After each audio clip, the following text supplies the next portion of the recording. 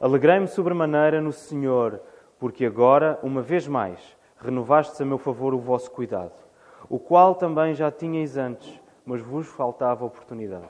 Digo isto, não por causa da pobreza, porque aprendi a viver contente em toda e qualquer situação. Tanto sei estar humilhado, como também sei ser honrado. De tudo e em todas as circunstâncias já tenho experiência, tanto de fartura como de fome, assim de abundância como de escassez. Tudo posso naquele que me fortalece. Todavia fizestes bem, associando-vos na minha tribulação. E sabeis também vós, ó Filipenses, que no início do Evangelho, quando parti da Macedónia, nenhuma igreja se associou comigo no tocante a dar e receber, senão unicamente vós outros.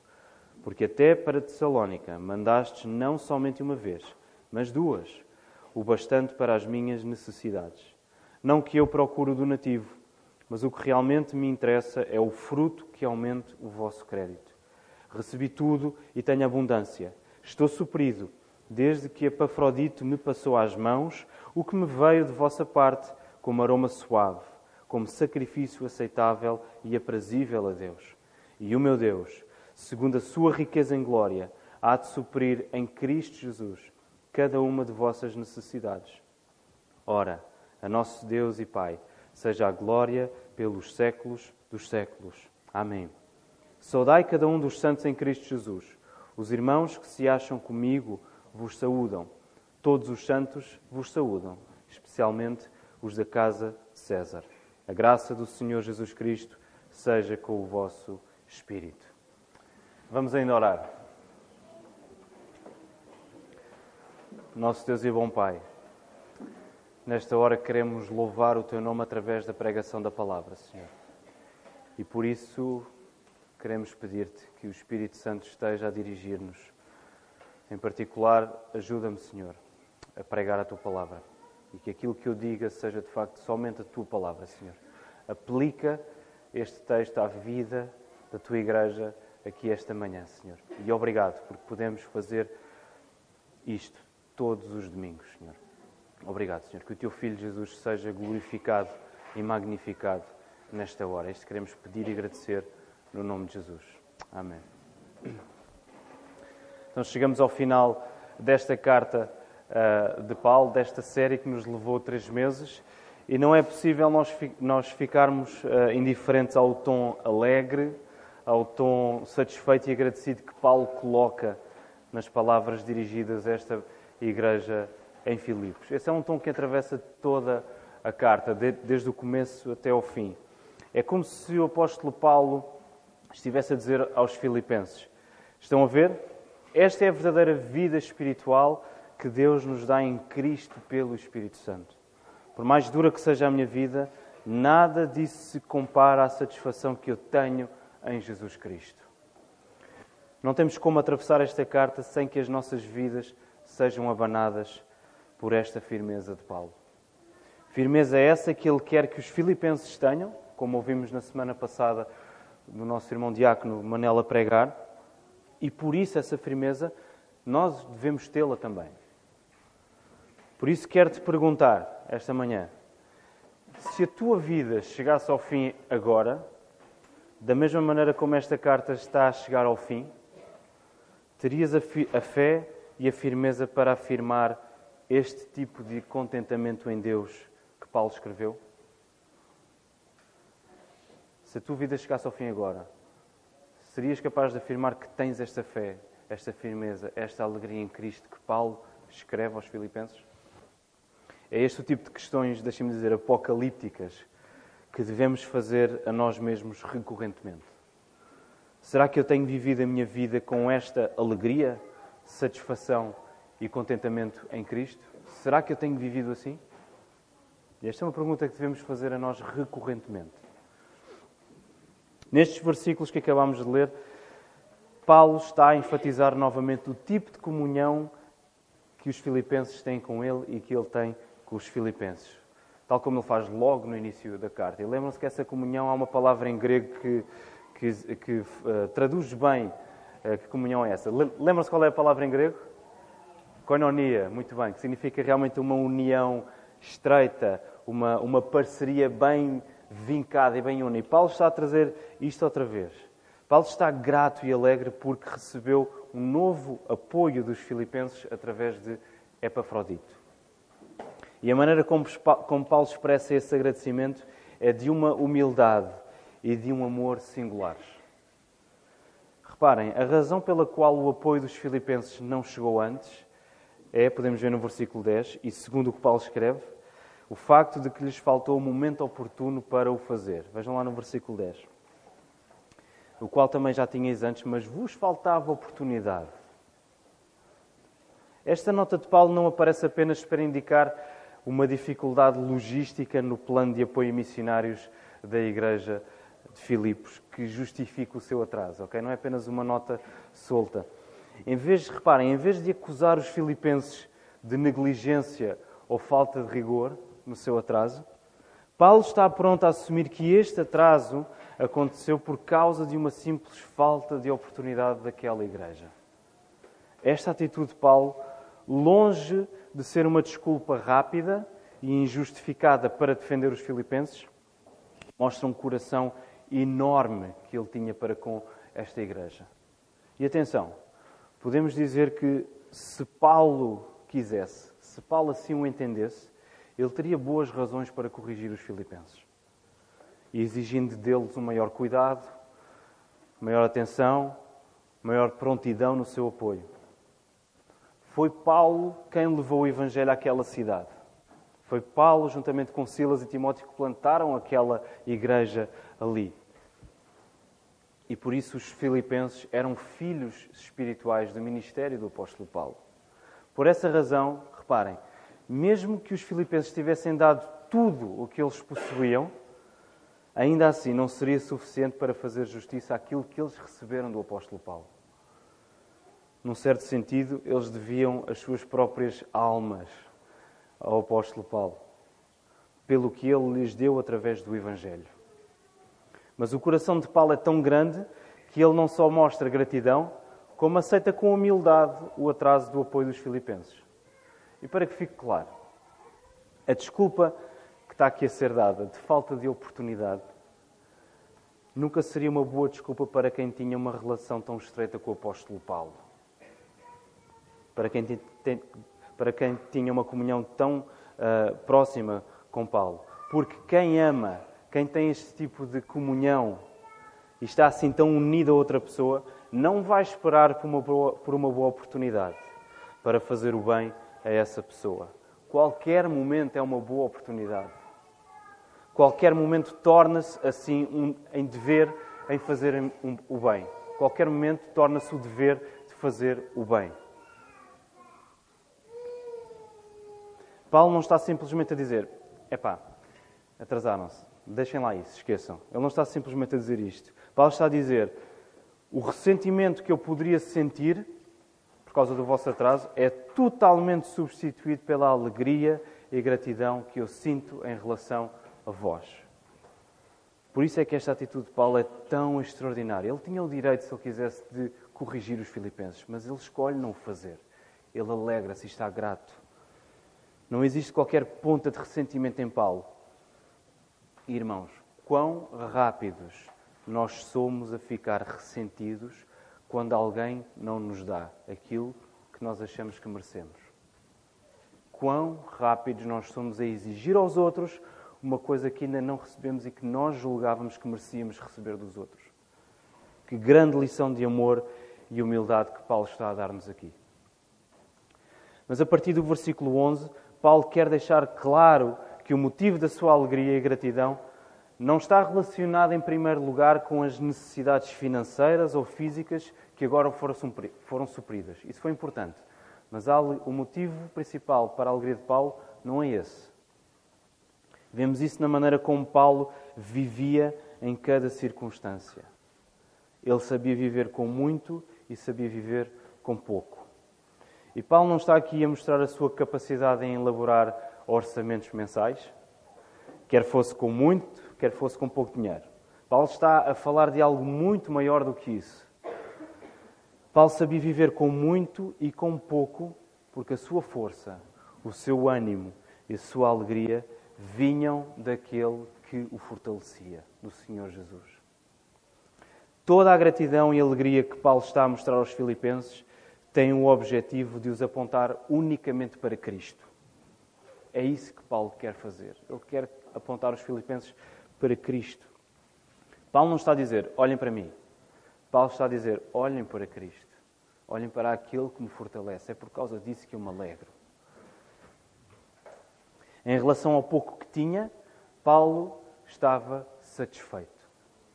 Em relação àquilo que não tinha e necessitava, Paulo estava satisfeito por saber que Deus iria providenciar em Cristo tudo o que ele necessitaria dia após dia. Em ambas as situações, tendo ou não tendo, Paulo vivia satisfeito. É isso que traz alegria ao apóstolo Paulo. E nestes versículos, o versículo 13 em particular, é um daqueles que mais usamos, não é? Posso tudo naquele que me fortalece. Posso todas as coisas naquele que me fortalece. Filipenses 4,13. É um bom versículo para decorarmos, ok? É daqueles curtos, simples, é um bom versículo para decorarmos. Posso todas as coisas naquele que me fortalece. Filipenses 4,13. Deixem-me dizer, também é daqueles versículos que mais mal usamos. Habituámos a dizer, tudo posso naquele que me fortalece, para justificar a nossa luta por alguma coisa que queremos muito ter ou fazer. Como se Jesus fosse uma espécie de gênio que nos concede algum tipo de desejo e que nos dá muito aquilo que nós queremos ter e que nos ajuda a fazer muito aquilo que nós queremos fazer. De facto, não é errado colocar nas mãos de Deus as coisas que nós queremos. É a atitude certa. Mas quando dizemos que tudo podemos em Cristo que nos fortalece, nós estamos a dizer que sabemos viver satisfeitos e alegres em Cristo, independentemente da situação que atravessamos. É isso que o texto está a dizer.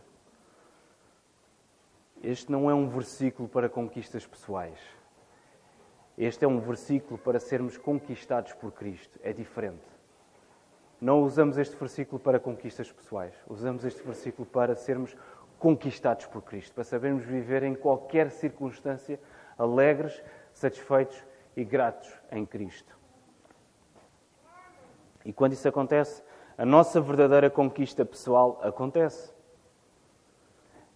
Nós vencemos o pecado nas nossas vidas, abraçando cada vez mais a alegria que só podemos encontrar na união que temos com Jesus.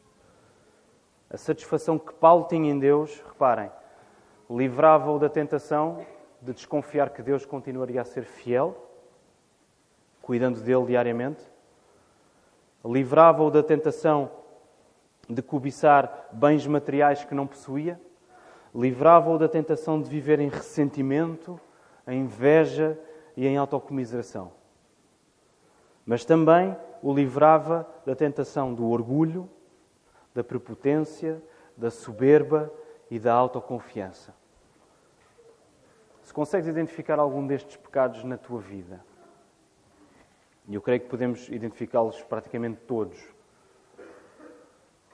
então é porque ainda te satisfazes pouco em Deus. E isso precisa ser trabalhado na tua vida. Eu preciso que Deus trabalhe isto na minha vida. Nós precisamos de ser conquistados diariamente pelo amor de Cristo. A força para conseguirmos vencer a tentação destas coisas encontra-se no facto de nós vivermos satisfeitos em Jesus. Quer tenhamos pouco, quer tenhamos muito. Evitamos o pecado da autocomiseração, do lamento, da cobiça. Por outro lado, evitamos o pecado do orgulho, da prepotência, da autoconfiança. Paulo, depois de ter dito que sabe viver em qualquer circunstância, por causa da força que vem de Cristo, ele acrescenta ainda assim, no versículo 14, todavia fizestes bem, associando-vos na minha tribulação. Os filipenses fizeram bem ao ajudarem Paulo, em se terem associado com ele nas suas dificuldades. É como se Paulo estivesse a dizer, Filipenses, eu sei viver com muito e com pouco porque estou unido a Cristo.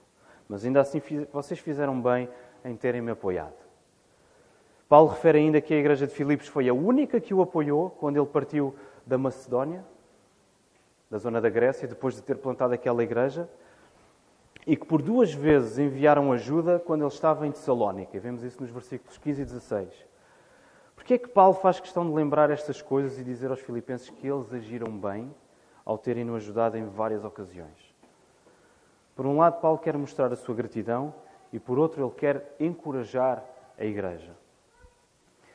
Então, aquilo que enchia o coração de Paulo com alegria e gratidão era o facto de os filipenses estarem a viver na prática.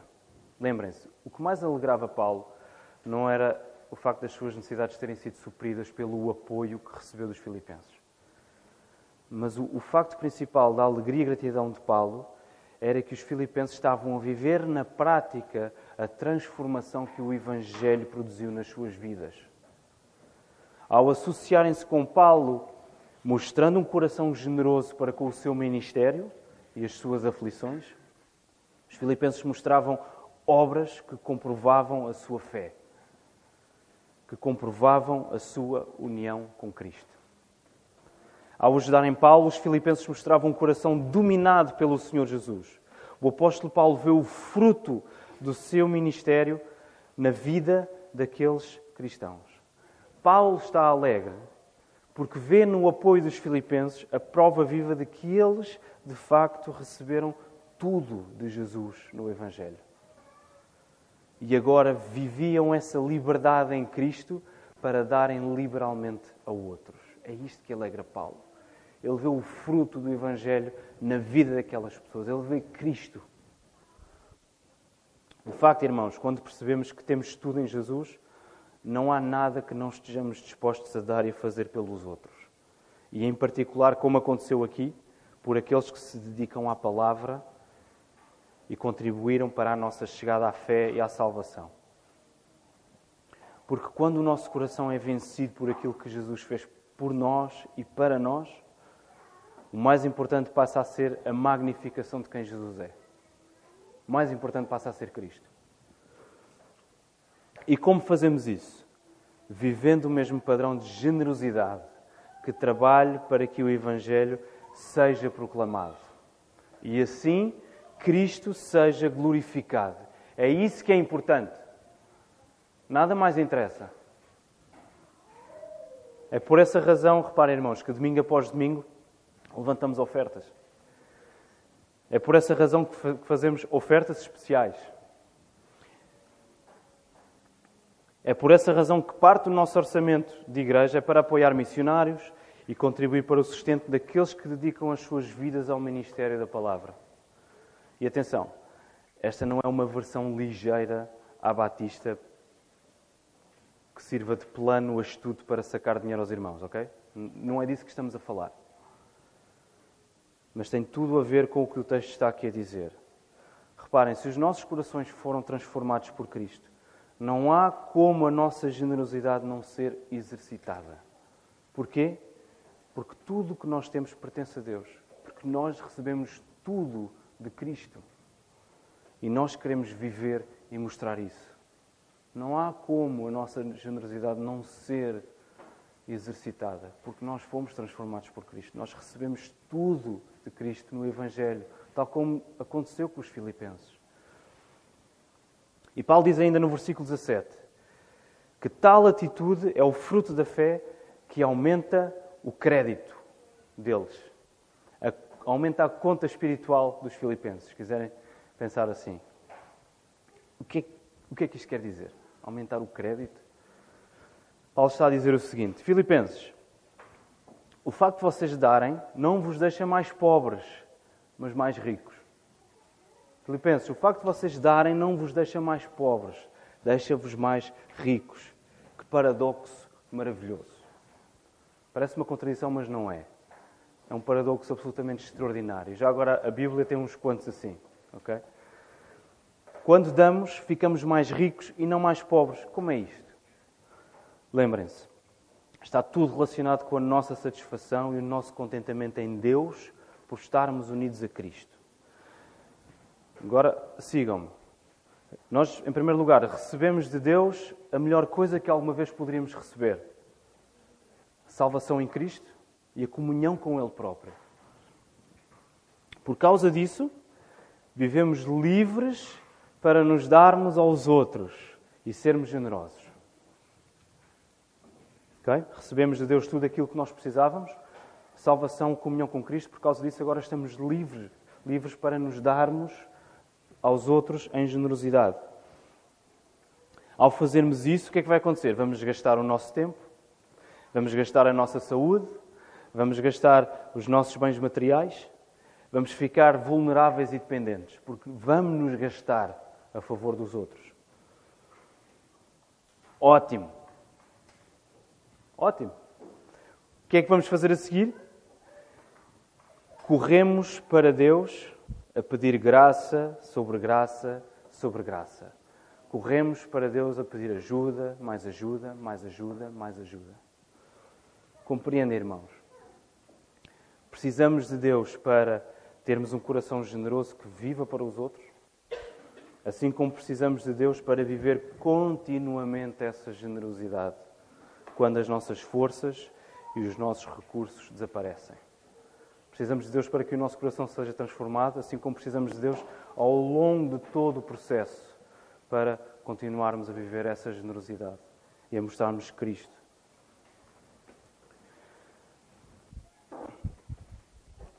É esse o crédito espiritual que Paulo está a mostrar aqui. Vamos nos gastar amando os outros, sabendo que Deus suprirá todas as nossas necessidades. Nós vamos amar os outros e vamos saber que Deus vai suprir tudo aquilo que nós vamos precisar. Ficamos mais ricos, o nosso crédito aumenta, porque vamos dependendo de Deus cada vez mais. E vamos percebendo cada vez mais que esta é a nossa alegria. É isto que o Paulo está a dizer. Vocês vão depender mais de Deus, mas essa é a vossa alegria. A alegria em Cristo é a nossa maior riqueza. O pastor Tim Keller escreve no seu livro Falsos Deuses, que vários de nós já lemos. Ele diz assim, eu vou dizer a primeira frase em inglês e depois vou dizer em português a tradução. Então ele diz assim no livro: You don't realize Jesus is all you need until Jesus is all you have. Isto quer dizer o quê? Tu não te apercebes que Jesus é tudo o que precisas até que Jesus seja tudo o que tu tens. Tu não te vais aperceber que Jesus de facto é tudo o que tu precisas até tu perceberes que Jesus de facto é tudo aquilo que tu tens.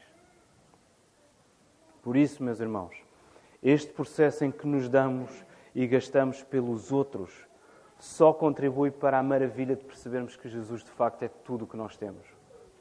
E por isso, tudo o que nós precisamos. Quando os nossos corações são vencidos e transformados por esta realidade, nós podemos dizer que é grande a nossa conta espiritual, é grande o nosso crédito. O que vai aparecer no nosso extrato espiritual, se nós pudéssemos tirar um extrato na caixa multibanco, extrato espiritual. Selecionamos, nunca viram lá a opção extrato espiritual? Vamos experimentar. Está lá. Extrato espiritual, sai o papel e o que vai lá aparecer é apenas e só o Senhor Jesus. E não há nada mais valioso do que o Filho de Deus. Mais uma vez, no versículo 18, vemos a humildade e o coração satisfeito do apóstolo Paulo depois de ter recebido o apoio dos filipenses através de Epafrodito. Paulo, como já lemos, não procura o donativo pelo donativo. Okay? Ele não procura o dinheiro pelo dinheiro. Ele tem abundância. Todas as suas necessidades estão supridas e ele não deseja mais do que isso. Para um cristão, o suficiente é o bastante. Para um cristão, o suficiente, aquilo que chega, é o bastante. E como devemos aplicar os nossos corações a esta realidade? Quantas vezes nós quebramos o 10º mandamento? Qual é o 10º mandamento, irmãos? Força, digam com força. Não? Não cobiçarás. Quantas vezes nós quebramos este mandamento de não cobiçar porque achamos que o que Deus nos dá não chega para satisfazer os nossos apetites?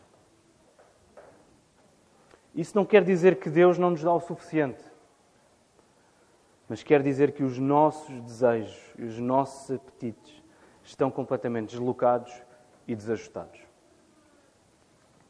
Isso quer dizer que Cristo, afinal, não é tudo para nós. E por isso vamos atrás de tudo o que podemos alcançar. E o que é que acontece? Criamos falsos deuses no nosso coração, que nós achamos que nos vão dar, que nos vão satisfazer esses apetites e esses desejos. E agora quebramos o 10º mandamento e lá se vai também o 1º mandamento. Qual é o 1º mandamento? Exatamente. Não terás outros deuses diante de mim. Também já quebramos esse. Porque vamos ficar cheios de deuses falsos no nosso coração.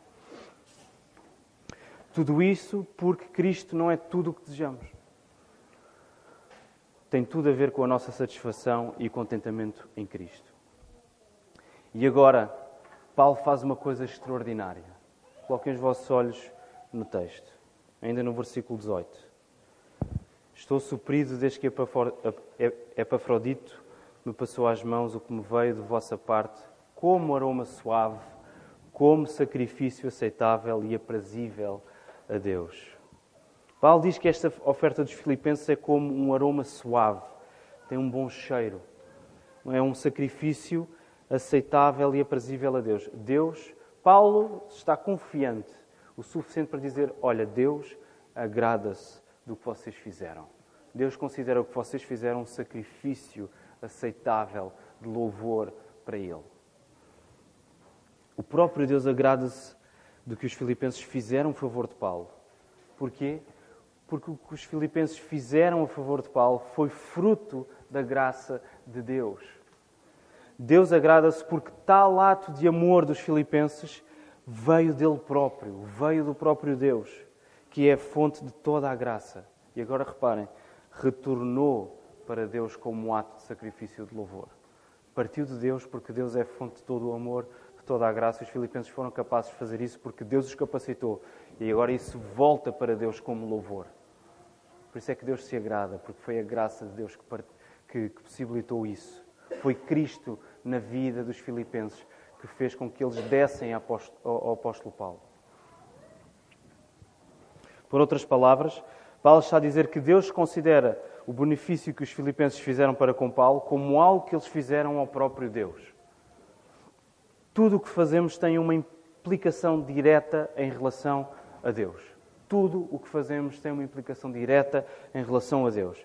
E por isso, toda a glória tem de ser dada a Deus.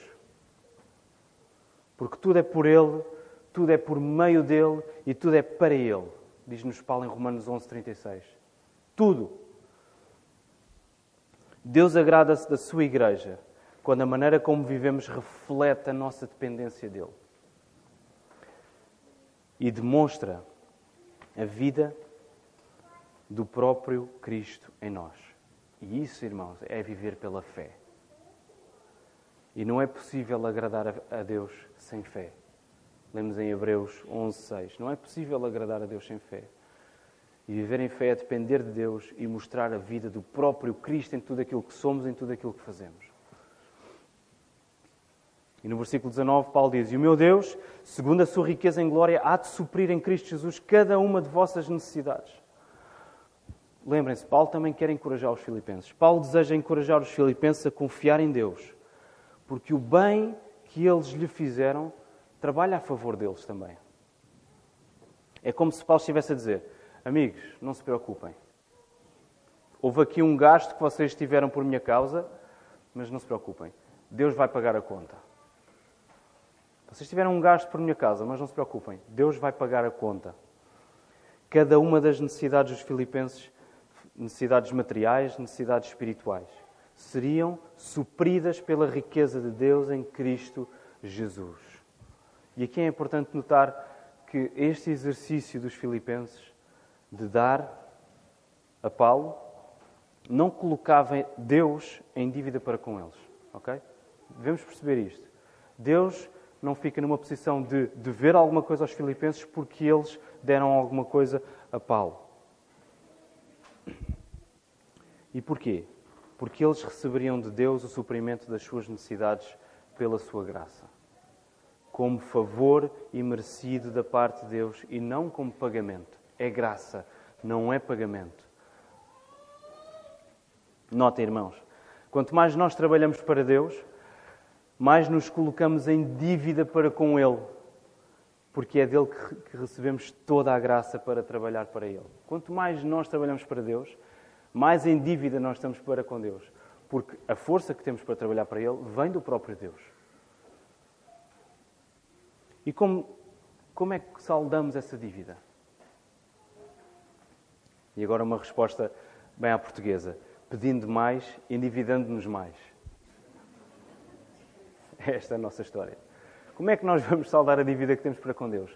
Nós vamos continuar a pedir mais, vamos continuar a endividar-nos mais. Na verdade, nós não saldamos essa dívida. Nós não saldamos essa dívida. Porque ela não é sequer uma dívida. Ela não é sequer uma dívida que nós possamos pagar. Antes, meus irmãos, nós pedimos a Deus graça, dia após dia. Porque essa é a vontade de Deus. E Ele agrada-se disso. Nós pedimos graça. Ele deseja ser conhecido por nós como o Deus que nos dá tudo, em quem nós encontramos toda a satisfação para todas as necessidades que temos em Cristo Jesus. Deus dá, nós recebemos, nós pedimos mais e Deus recebe toda a glória em Cristo Jesus. Não é algo que nós possamos pagar de volta a Deus, mas é algo que nós continuamente estamos a pedir, porque começa nele e termina nele.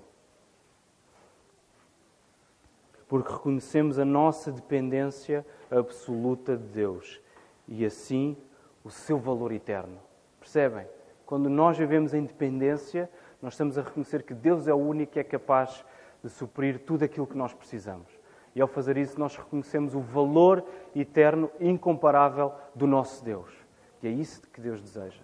Que Ele seja louvado.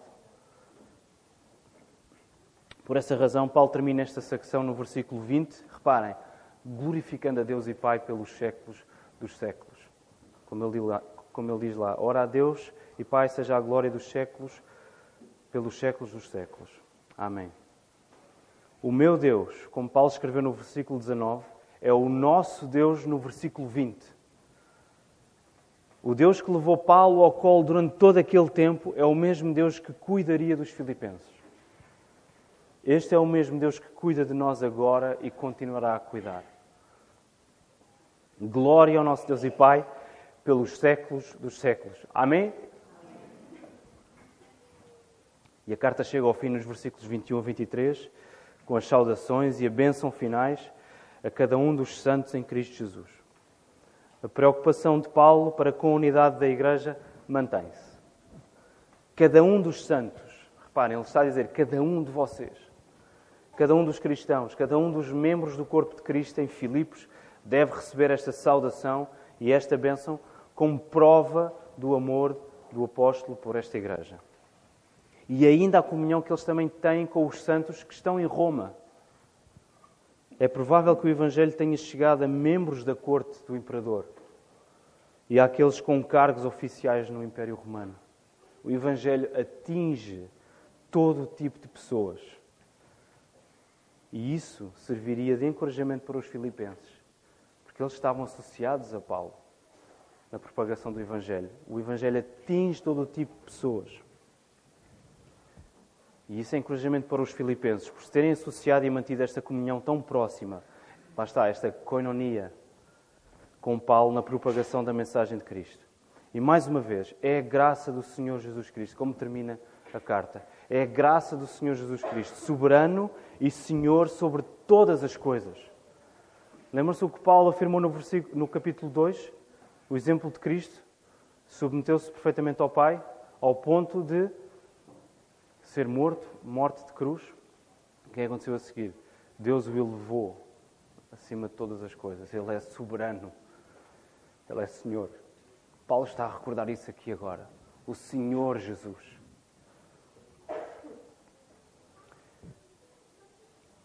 Sobre todas as coisas, que sustenta, guarda e encoraja a Igreja em Filipos. Jesus Cristo é quem inicia, é quem continua, é quem conclui e é quem une toda esta carta. É Cristo. E o mesmo acontece com a vida de cada um que está unido ao Senhor Jesus. É Cristo que começa, É Cristo que continua, é Cristo que conclui e é Cristo que une tudo isso. E quero terminar trazendo algumas aplicações a partir do texto. Em primeiro lugar, não podemos ler este texto sem pensar em particular no assunto da generosidade. Lembra-te, a generosidade é um assunto diretamente relacionado com o teu coração. Se o teu coração já está rendido a Cristo, como é que tens demonstrado isso através da generosidade aos outros? Que uso tens dado ao teu dinheiro, que já agora não é teu? Que uso tens dado aos teus bens materiais, que já agora não são teus? Que uso tens dado à tua casa, que já agora não é tua? Que uso tens dado ao teu tempo, que já agora também não é teu? Vives amarrado a essas coisas ao ponto de não permitires que ninguém interfira com elas? Ou vives amarrado a Cristo ao ponto de permitires que todas essas coisas, dinheiro, bens materiais, casa, tempo, seja o que for, sejam usadas a favor dos outros para a glória de Deus? Faz esta pergunta a ti próprio. Vives amarrado a essas coisas ou vives amarrado a Cristo? Talvez o teu caso seja aquele em que a tua escassez de recursos te leva a pensar que não tens condições para seres assim tão generoso para com os outros. E atenção, o meu objetivo não é menosprezar a boa condição financeira que alguns de nós possam ter,